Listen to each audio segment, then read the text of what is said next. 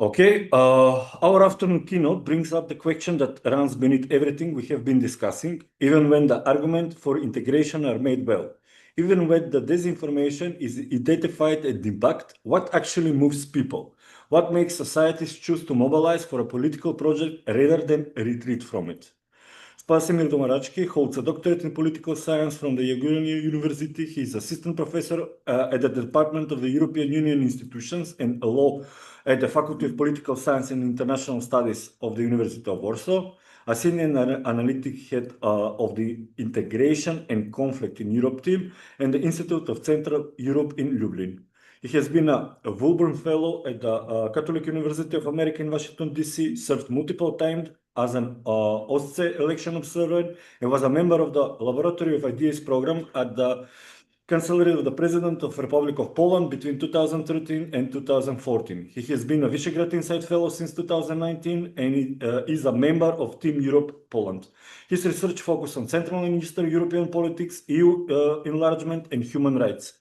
His keynote today is titled International Mobilization and European Integration.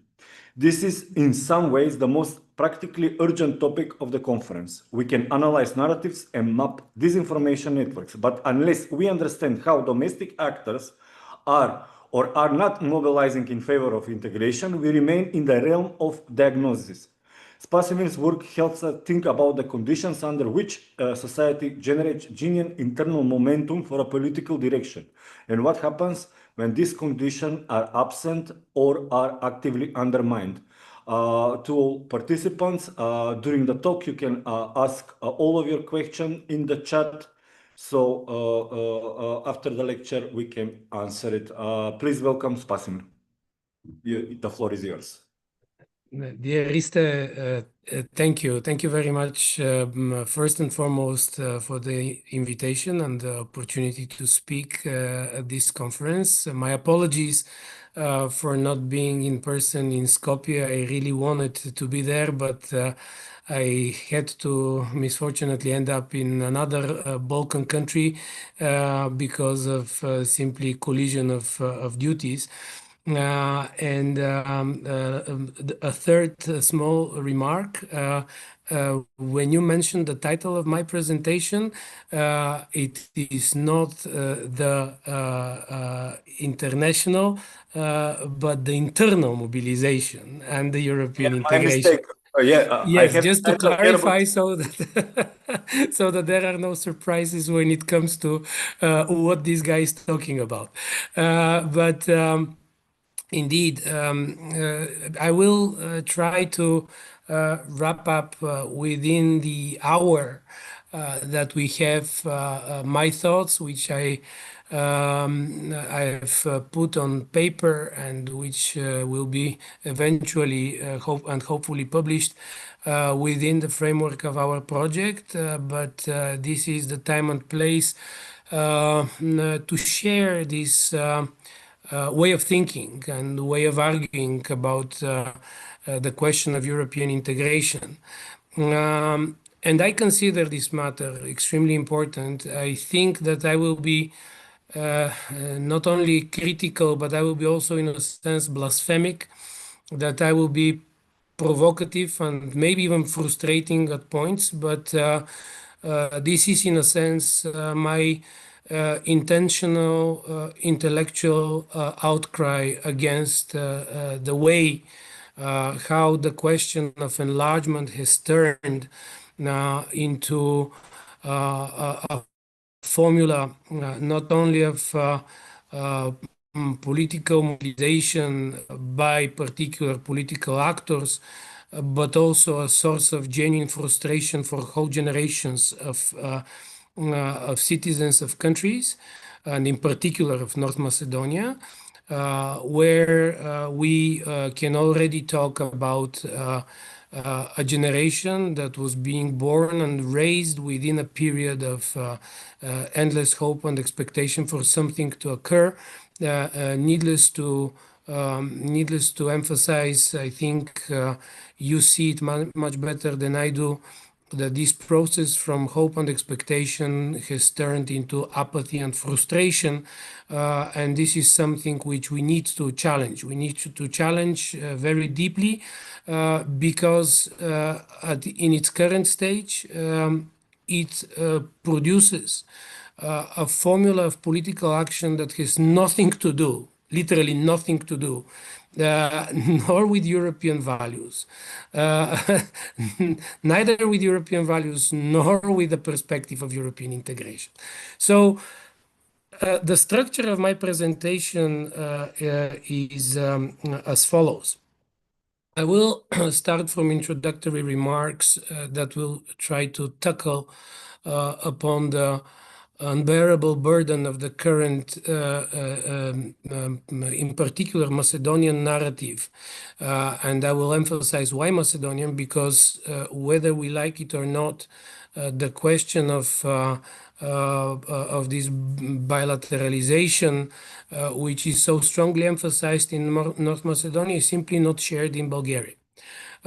So technically, when you have all the national production in North Macedonia of arguments related to the question of bilateralization, you can get the impression that this is a talk between the deaf and the blind. And in that sense, we need to reflect, in a sense, on what is practically happening and where this narrative leads us.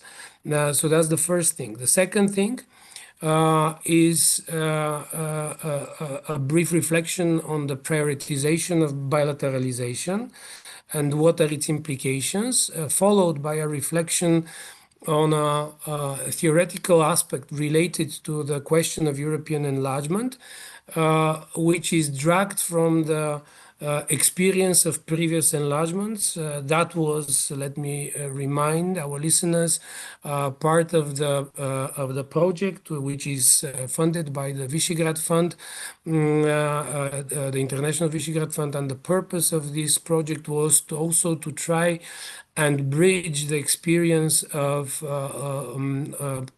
EU member states, and in particular their path towards the European Union, and see how this can be bridged to the current experience and reality in particular in the context of North Macedonia, but also in the context of Serbia. These issues have been covered extensively and will be covered within the conference. After I touch upon the question of EU enlargement as a raison d'etat, or in other words, the highest state interest, I will shift into just a few arguments, because I think that even in the context of my 1 hour speech, there are some time constraints related to the question of internal mobilization, and my purpose will be simply to sketch certain aspects that I find extremely important as an experience from Poland, and as matters that I do not necessarily identify in the context of the Macedonian experience. Once being done, I will try to draw a couple of lessons related to this experience. And if time allows, I might have a brief postscriptum remark that will appear. So let me start from part one, as I mentioned, which is that which I call the unbearable burden of the current Macedonian narrative. I know that this is already a provocative title, and it is by purpose, because we should be aware that the Bulgarian response to that is we don't care. Whatever in Macedonia is being generated as an argument related to identity matters, history matters, Bulgaria since the so-called French proposal and since 2022 has shifted the accent to the EU. And this creates a completely different playground, a playground in which, in practical terms, the claims of the current Macedonian government that this is a bilateral issue in practical terms, have no recipient on the other side, something that raises a number of issues, whether this strategy makes sense. We are also exposed to a number of statements, speeches, and positions delivered by high-ranked Macedonian officials, some of which I will mention, and some of which very clearly frame, I would say, a very dangerous, I would argue, framework and perspective which is ahead of Macedonia. The argument, the main argument that appears is that the struggle for identity and language lasts. It is a matter that, in a sense, is a red line for the current government, and there is no step back, which transfers into also the attitude towards the argument about bringing the Bulgarians to the Macedonian constitution. And let me make it explicit, although this issue is very important, I will not touch upon it. If there will be a Q&A, we can talk about it, but this is not the point which I want to make today. What is important is that we need to read Mickoski's words about the red line and the price which he mentioned that will be paid by his government, which actually will not be paid by his governments, but by the Macedonian citizens, is the beginning of another dead end for the Macedonian-EU relations. So the argument that we see is that the EU, that the Macedonian government will align, it allies with a common foreign and security policy, that the Macedonian government will continue delivering reforms, also quite consistently emphasizing on the delivery of these reforms,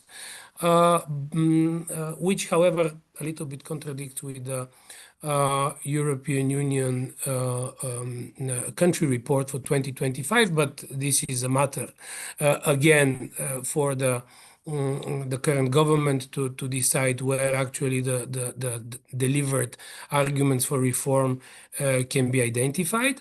And last but not least, that regardless of the fact that certain provisions, this one including the change of the preamble of the Macedonian constitution, is part of the negotiation framework, will be neglected, will not occur. So, guys, if this is not going to occur, the perspective is no enlargement. Of course, there are different strategies applied by the current government, trying to restore the sense of bilateralization by referring to, in particular, European Union partners and exerting pressure on Bulgaria to kind of return to a discussion of this relationship. A tactic which we know for sure two things. It consumes a lot of time, it consumes a lot of energy, and so far hasn't really delivered a profound improvement. However, we live in a little bit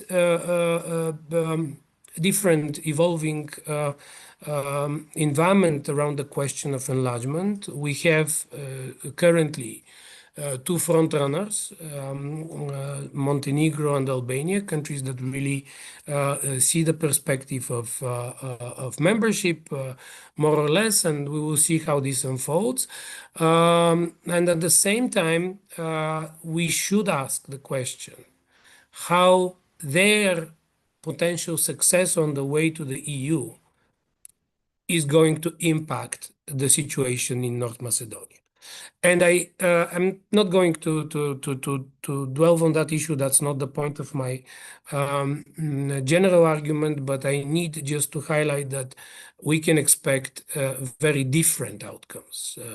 On one hand, enthusiasm, but on the other hand, growing frustration, and what is even more important,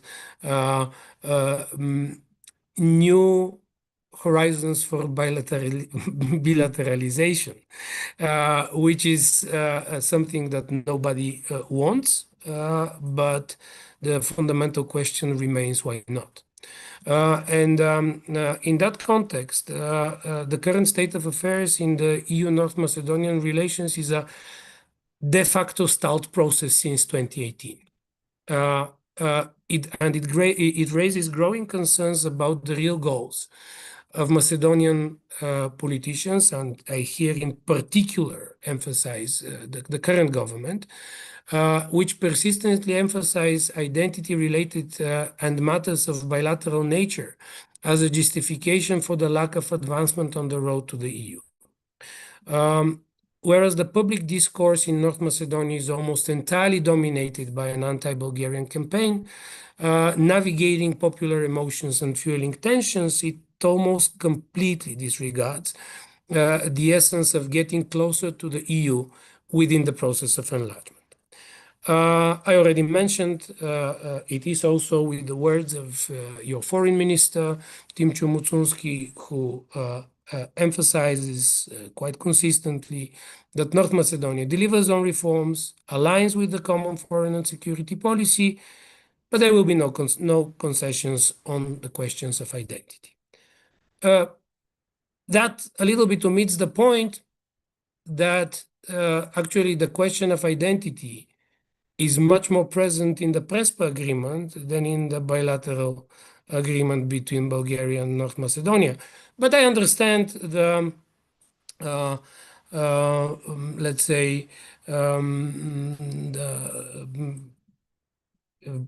instrumentalization of this argument that expands today to matters that in practical terms are not really questioned. I mean, the question of Macedonian language is not an obstacle for Macedonia's advancement. The way how the Bulgarians treat it and call it is an internal Bulgarian matter, and it is not an element of this bilateral relation. We don't know, however, and that's, I think, fair enough to say, whether the current Bulgarian government, the new one, might not consider this also an opportunity to further deteriorate the relations, because we already see also negative signals on that side, which I will touch upon later. Let me move to the second point, and it is related on the question of bilateralization. It is currently in the center of the whole debate around the question of enlargement. But to put it bluntly, the essence of European enlargement is much less concentrated on the nature of the pre-accession political relations with neighbors and other countries, but on the fulfillment of necessary requirements, which transform the national economic, political, and social reality to the standards that the EU member states meet. It is not by chance that when you reach out for the term Europeanization, and here I quote the famous definition by Claudio Radaelli, Europeanization actually consists of processes of a construction, division, and institutionalization of formal and informal rules, procedures, policy paradigms, styles, ways of doing things, and shared beliefs and norms, which are first defined and consolidated in the EU policy process, and then incorporated in the logic of domestic, national, and subnational discourse, political structures, and public. I just want to make a brief remark. There is no single word about bilateral issues. That's my first point. But what is important is that this is not to say that good neighborly relations are not important. If we refer to the Polish experience, and this is important because we have this Polish component, and this is largely also the experience of the Central European countries, the swift and prompt arrangement of relations with neighbors was considered to be a silent precondition for the swift path to membership. In other words, even when the membership perspective was a very vague term, in 1991, the Polish authorities knew that they need to make sure. And just to give you an idea, something that might not necessarily seem to be obvious, Poland is one of the few countries, indeed probably not the only country, which after the end of the 1989 changed its all neighbors. Until 1989, it had 3 neighbors, the Soviet Union, Eastern Germany, and Czechoslovakia. Now it has 7 neighbors. With each one of them, they had to sign new relations, new bilateral agreements. And that, despite the various nuances and difficulties in particular fronts, was being achieved within 3 years with all the partners, including with Czech Republic or Czechias, some claim that it should be called today, and Slovakia after their peaceful separation. So just to get an idea, this is not a unique challenge. And now take a look at the Macedonian experience with signing bilateral agreements. How long does it take and what happens? Why these bilateral agreements are important? They are a signal to European partners. They are a signal to European partners that the country that wants to join has a collaborative approach and is ready to create friendly relations with neighbors. I don't want to blame solely North Macedonia for this situation, but we need to be aware why these agreements are important. And when you have in the discourse debates about ending particular agreements, stepping back from agreements, these are not signals that generate understanding. They actually generate confusion and concerns what is really on the table. And to make it clear, as I said, these bilateral agreements play a crucial role in shaping the necessary background for a focused interaction between the EU and the candidate state. This background is secured by the fact that it will not be disrupted by unexpected and undesired additional obstacles. However, when such obstacles appear, like bilateral issues, the question remains, which way ahead? Do we prioritize these issues, or we try to resolve them? And here, quite importantly, we have really a very extensive experience. Paradoxically, the problem of bilateralization of the process of European integration is not a seldom phenomenon. If you want examples, you have already in 1960s Great Britain's long awaiting for its membership in the European European communities until Charles de Gaulle finally left office. This is quite telling that, this is not something new. And over the last 30 years, of course, no doubt, North Macedonia, as it is called today, but Macedonia before, is the absolute leader in terms of bilateral problems, but you also have problems with others. Apart from the Greek Macedonian dispute, which consumed 20 years of relationship with the EU. You have also Cyprus, Turkey, Slovenia, Croatia, Albania, Greece, now Bulgaria, Macedonia, Montenegro, and Croatia, or even the attitude of Hungary in the context of Ukraine, if you want, which was just recently changed by the internal political process in Hungary. It will not get any better because we need to acknowledge the political revival of history in European politics. It seems that no country in the EU today is immune to the temptation to use the political advantage towards a country willing to join the process in order to push forward agendas that could not have been resolved otherwise.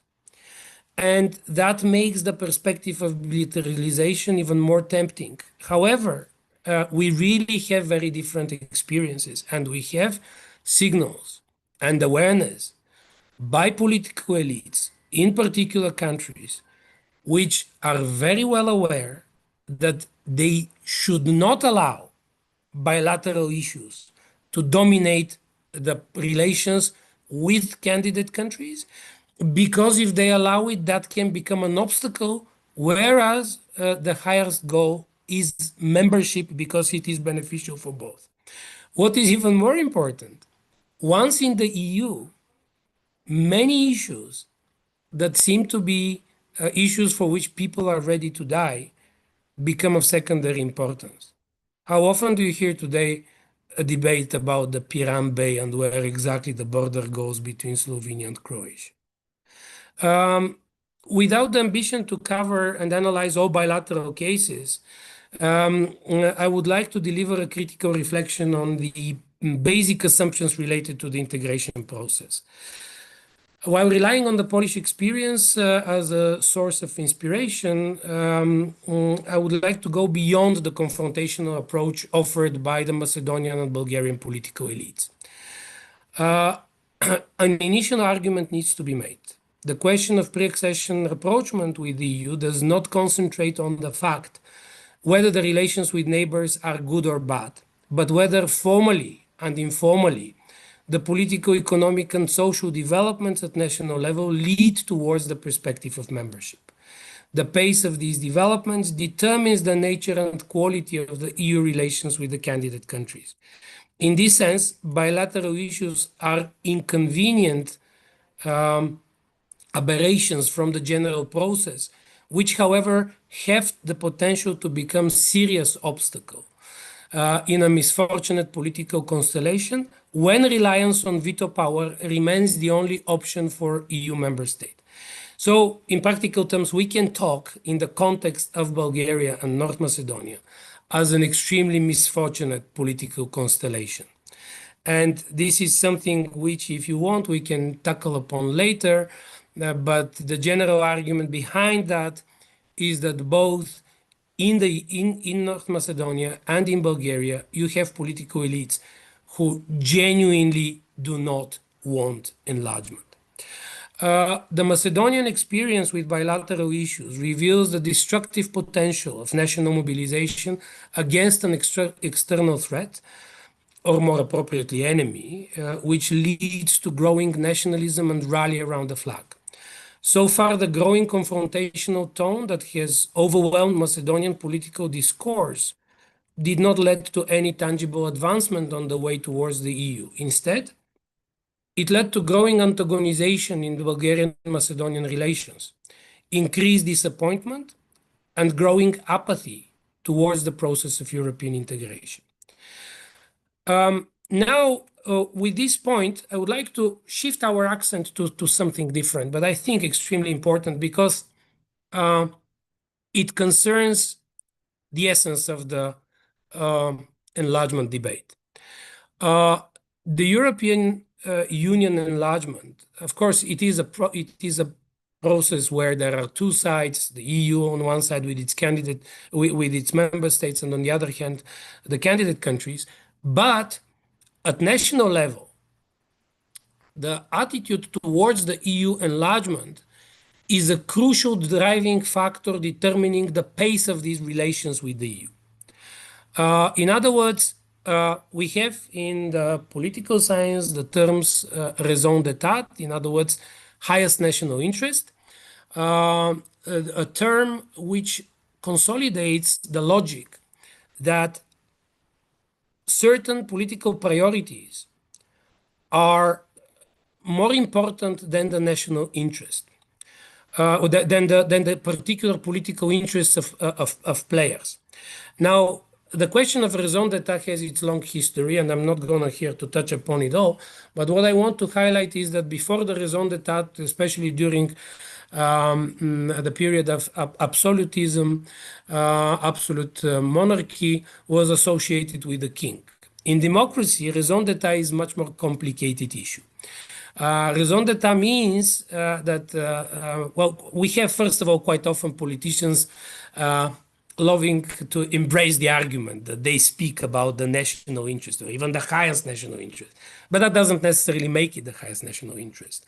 What a particular politician believes is the highest national interest is only his hope that he will accent on particular argument that for him it is very important. But whether people really share it is a completely different story. And the genuine raison d'etat is actually it consists of several very important dimensions. First and foremost, it consists of supra-political agreement on a particular issue. In other words, it doesn't matter whether you are a Macedonian socialist or you are Macedonian member of VMRO or you are Macedonian Levica representative, you all agree that the membership in the EU is a priority. So if these political parties, and I mean the whole political spectrum, I'm not going to enlist all the Macedonian political parties for that reason, but I do hope you get the point, is that political parties largely agree that this is a priority that will be followed. Why this is important? It delivers political consistency and predictability towards the EU. The EU knows that no matter who is in power, if the mainstream political parties, you can always have somebody who is against it, but if these parties are marginal, then this is one of the aspects of highest national interest. The second very important aspect is the agreement, the largely dominant agreement within the society that the enlargement process is necessary, that it is the highest national interest. If only politicians say that something is the highest national interest, that's not enough. If you don't have the social awareness, the social determination, the social acknowledgement of the costs related to a particular political action, it is not a raison d'etat. It is a top-down imposed particular action. And the third very important dimension is that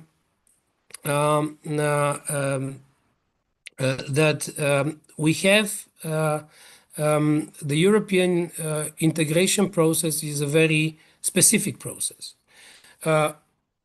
Whether we like it or not, it is executive branches led process. That means that the governments at national level are the partners for the European Commission. That process went that way because the countries both in the European communities and later in the EU were searching for most efficient way to facilitate the enlargement towards a new member state.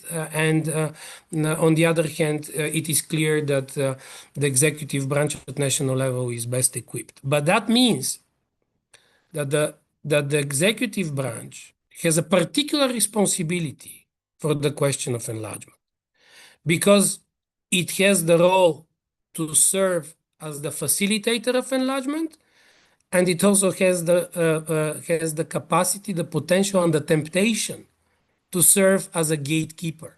In other words, to determine which elements of the integration with the EU, which elements of the enlargement policy will be pushed forward, and which elements will be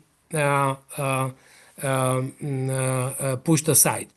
In other words, the governments play a crucial role.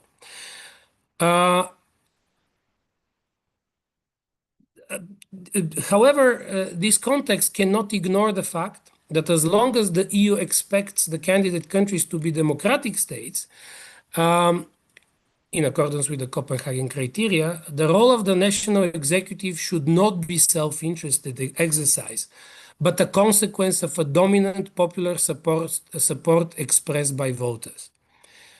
We hear it consistently by current Macedonian authorities, that there is overwhelming support for membership. But the question mark is, what is hidden behind this support? Is it the social apathy, or is it the social mobilization for this support? And I think that the sole statement, there is an overwhelming support, needs to be juxtaposed towards the question about what the current government emphasizes, identity and language. Because only then you will be able to measure the extent of support for enlargement and whether it is really a priority, a political priority, or it is a secondary matter related to in relation to what is being emphasized.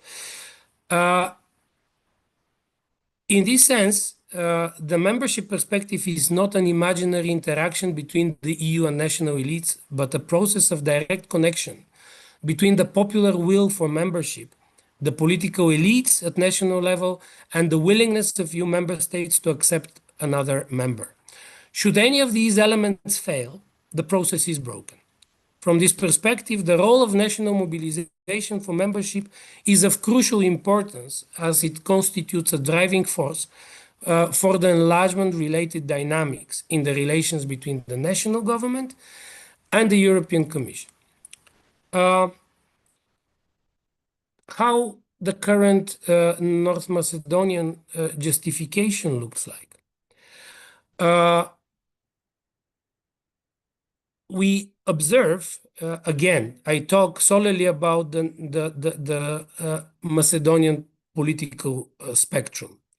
Fierce anti-Bulgarian campaign, raising extrapolated issues which does not aim to resolve, but to further fuel tensions.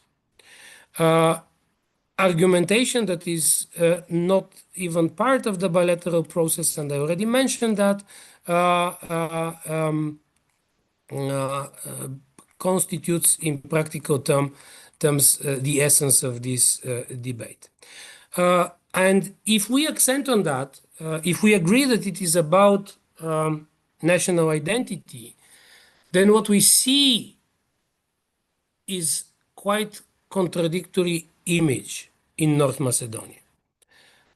We can accept that Bulgaria is the enemy. I understand that. But then how come that another neighbor is selected to be the friend? And how come another constitutive minority in Macedonia itself turns out to be a politically it has the capacity to produce identity and related matters and internal confrontation. Then again, you have rallying around identity aims pursues a secure of enduring political domination unified around an allegedly direct external threat. I think that in the future it will be very interesting to juxtapose, to compare the narrative delivered during the confrontation with Greece and the current narrative delivered in the context of the confrontation with Bulgaria within North Macedonia. And I think that it can be very telling. That's a future research project that we might consider, but it might be very telling about the mechanisms, patterns, and ways of justification of coining, in a sense, a reality that goes way beyond the rational expectations acknowledged within the enlargement process.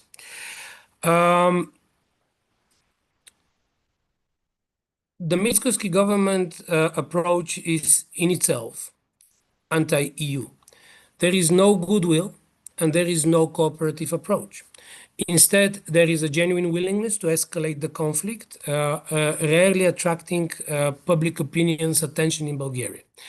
Behind the naming and shaming of Bulgaria, the genuine purpose of non-enlargement is hidden. The simple question is how you can be in the EU with a country that you hate and you are afraid so much of stripping you of your identity. I think that's a matter that we can further discuss. I mean, where is the end point of the current narrative, and how you want to reverse the anti-Bulgarian, previously the anti-Greek narrative, into a common membership? That's for me an absolutely puzzling question, which will not receive an answer today. So I will just quote also, because I mentioned it earlier, Mickoski's argument: we will continue reforms, but we will make no concessions versus no concessions on our identity. The argument about these delivered reforms is related to the point in the EU 2025 report summary.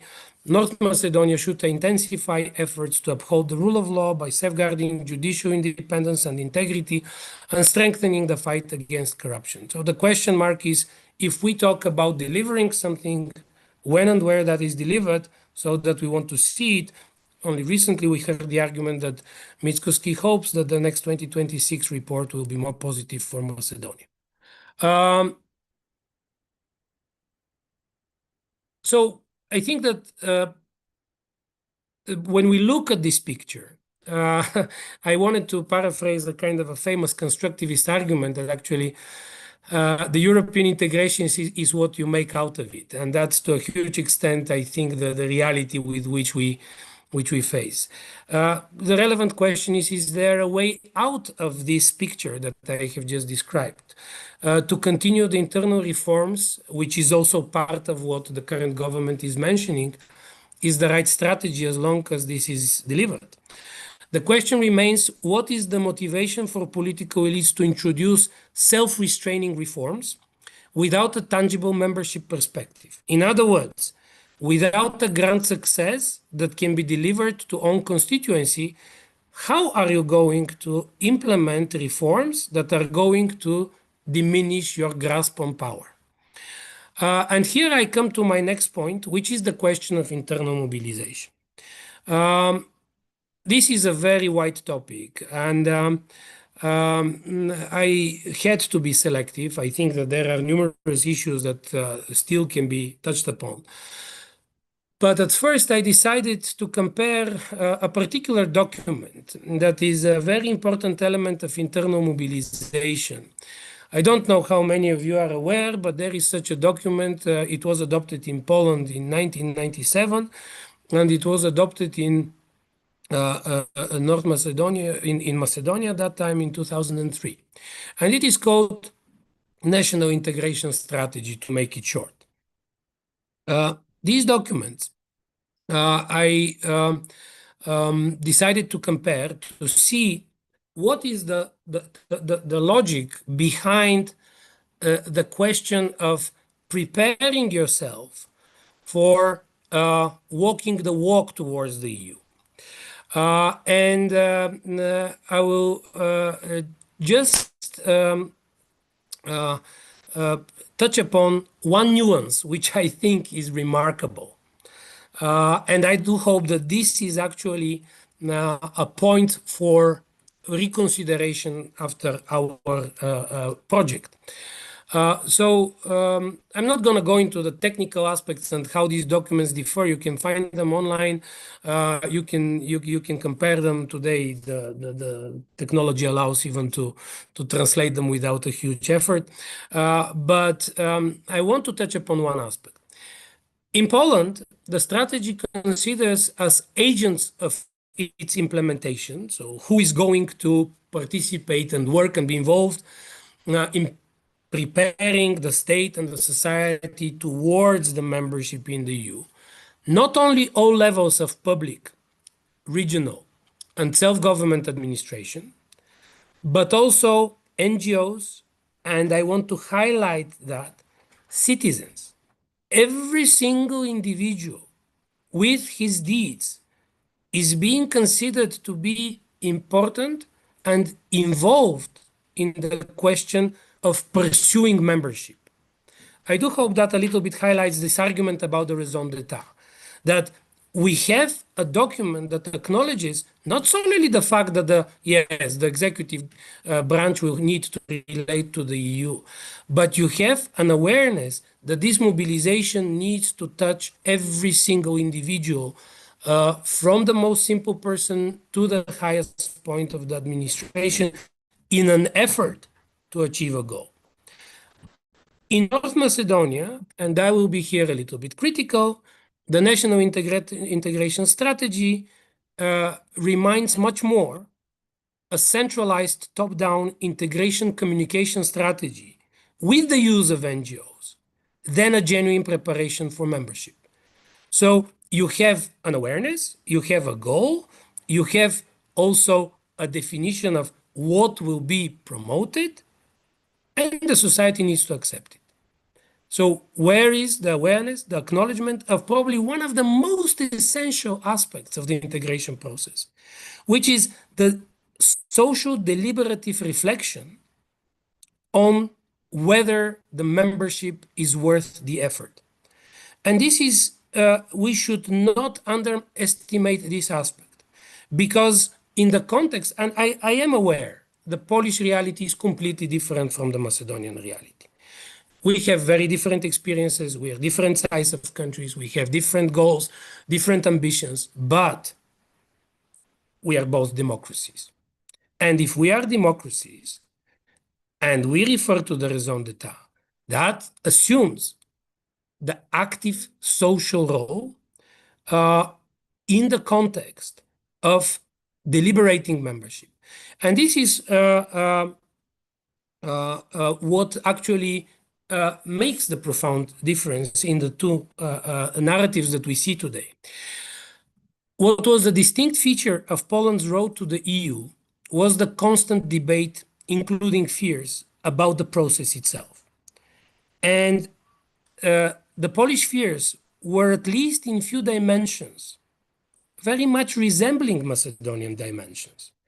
There were economic and social fears. These are probably currently less visible because they are dominated by the identity narrative. But in Poland, there were also identity-related matters. What the EU will do with the Polish identity, how it will have an impact on its conservative and religious nature. There were fears about Germany. There were fears about the land. There was the concern that the Germans will come and buy whole Poland. And all these elements, I would just add one more, that the Polish economy will be eliminated. So, and these were not small fears. These were serious concerns. What was the role in this process of the government? Information, discussion, honesty, and dismantling myths, illusions, and what we call today fake news, all around a sense of responsibility for the process. The process is not about the imaginary enemies that you produce, but the process is about reaching the ultimate goal. In that sense, the debate in Poland was intense, but open and honest. And you need to be aware that prior to the Polish membership in 2003, we had a referendum in which 77% voted in favor, but 23% voted against the membership in the EU. So we talk about almost 1/4 of the population, after all these efforts, still having their concerns about the question of membership. I will end here with my point on the question of internal mobilization, because I think this is an important point of reference. I will further develop on that in the paper itself, but the general point is what here I wanted to highlight. You can consider to what extent this is present in the Macedonian reality. What lessons we can learn from this experience? Within the current context of what we see in North Macedonia, in the context of relations with Bulgaria, the first and absolute need is to de-escalate the bilateral discourse. The de-escalation it is not a one-way attack, but because the whole process is not a one-way attack, but a mutually steered, politically motivated process in which particular political elites on both sides of the border gain cheap political capital for internal use and at the expense of the integration process. So what you see today, instead of this bilateral issue building up the perspective of membership, it serves Eurosceptic attitudes working against the process of European integration. We can only guess who really benefits from the conflict in geopolitical terms, but surely this is neither Skopje nor Sofia. Internal mobilization is the second aspect that is absolutely necessary. Not the one offered by the government of a rally around the flag, and not the one offered by this top-down approach, but a genuine bottom-up social mobilization around the idea of European integration. Beyond the two dimensions of the instrumentalization of the past and the abandoning of hate speech. We all have access to Alpha TV. Popular support for integration needs to go and par with a critical approach towards the deed of your own government as the best possible integration driver. You need to have a deliberative reflection on what the government makes in order to achieve the goal. Generating momentum is the third and absolutely indispensable element of these lessons. The generation of momentum towards the European Union is the mechanism which actually shifts the burden of enlargement to the EU. How you can generate momentum from Macedonian perspective? Through accomplishing your homework and providing readiness for membership, including neighborly maturity, instead of further escalation of the conflict. The tactics of naming and shaming within the EU provides very reverse effects to the anticipated ones. Yes, they serve internally, but Mickoski's argument about the price that the government is ready to pay is quite concerning. It will not be his government, but the Macedonian society that will pay the price. Every year outside the EU is yet another year of a missed opportunity. And as I mentioned, I wanted to drop a brief postscriptum, which I will allow myself to very quickly wrap up. Impossible not when one of the sides wanted to win, but when the costs of the endurance of this stalemate became too high internally. Hence, there is a way how you can resolve it. The only problem of the Prespa agreement experience, this is a long way, paid by a generation. There is also a short way. Instead of generating frustration and national mobilization, focus on the homework, de-escalate the question, and focus on what the EU is about. Spheres of cooperation, mutual understanding, and building trust about the future. These are difficult times for liberalism, but liberal solutions still seem a better option than the confrontation offered by nationalist narratives, at least in the context of European integration. Thank you very much. Thank you, Spas. This was right on the point, like the cherry on the top of the day. Today, everybody was quite critical of our government and how the narrative is empty from our side. But thank you for the solution and pinpointing what we must do. Not what we must do, but what we should focus on in the process. We have not so much time. If there is any question, I don't want to further the time, so to say. Yes, but if there are any questions, I'm happy to take Yeah, one or two. And of course, if not, then I absolutely understand. yeah.